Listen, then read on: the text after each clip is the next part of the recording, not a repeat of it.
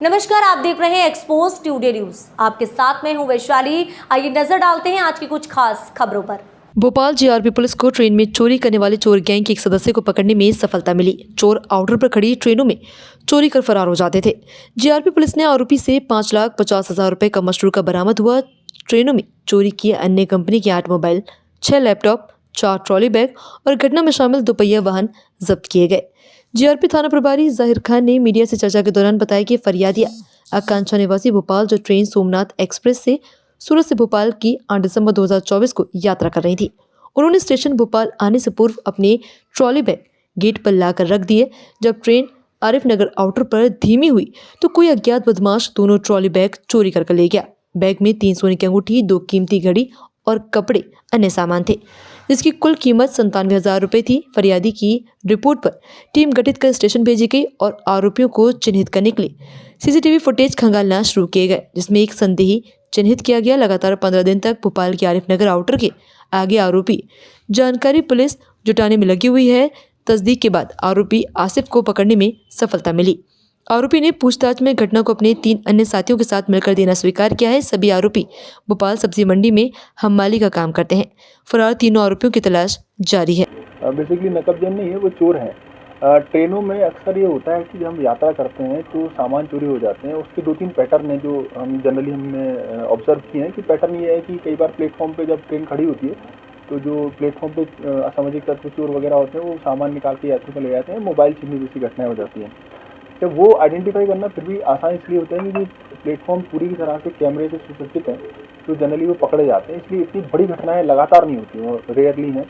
दूसरा एक तरीका ये होता है कि जो आउटर्स हैं, आउटर्स पे जो आसपास बस्तियां बनी हुई हैं, वहाँ पर भी जब ट्रेन खड़ी होती है तो वहाँ जो बस्ती में से कुछ लोग जो रहते हैं चोरी वगैरह करते हैं, वो आपराधिक तत्व ट्रेन में चढ़ते हैं और लोगों के सामान या तो खींच लेते हैं या उनके सामान उतार कर चोरी कर लेते हैं।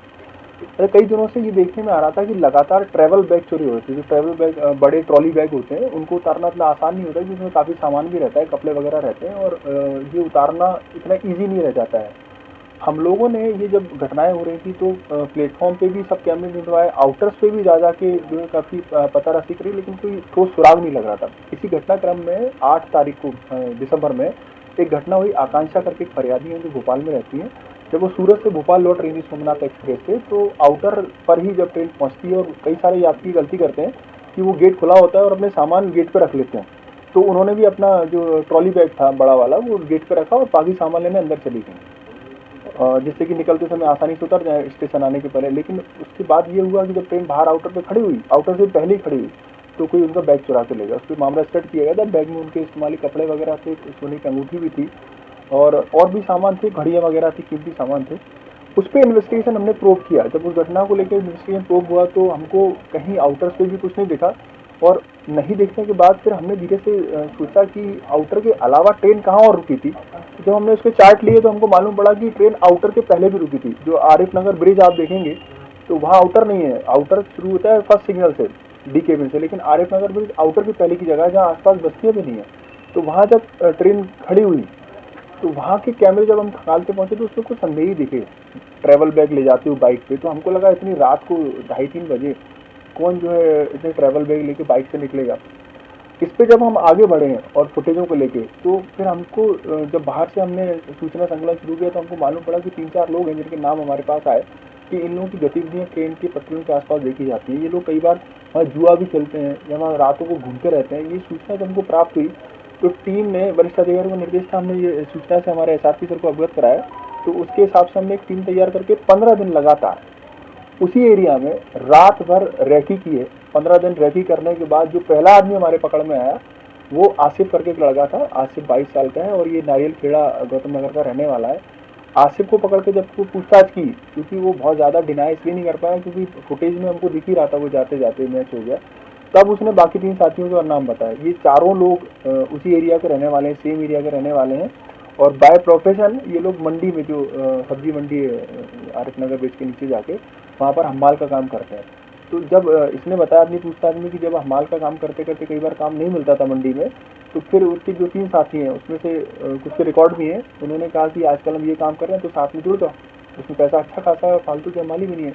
तो तब से ये उनके संपर्क में आया और संपर्क में आने के बाद उसने बताया करीब 5-6 महीने से ये लगातार ये काम कर रहे थे।